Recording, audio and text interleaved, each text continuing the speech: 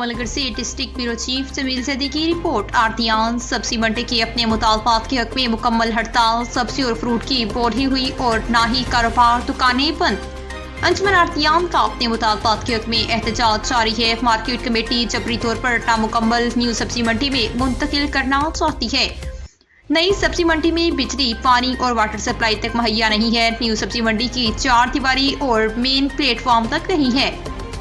غیر محفوظ اور ادھوری سبزی منڈی میں کاروبار نہیں کر سکتے۔ ہمارا احتجاج مارکیٹ کمیٹی افسران کے غیر مناسب رویے کے خلاف ہے۔ پنجاب حکومت مارکیٹ کمیٹی کی بدمعاشی کا فوری نوٹس لی۔ سہولت کی فراہمی تک کسی صورت نئی سبزی منڈی منتقل نہیں ہوگی۔ مارکیٹ کمیٹی نیو سبزی منڈی کے نقشے کے مطابق تکمیل کو یقینی بنائے۔ مطالبات نہ مانے گئے تو احتجاج کا دائرہ وسیع کرنے پر مجبور ہوں گے۔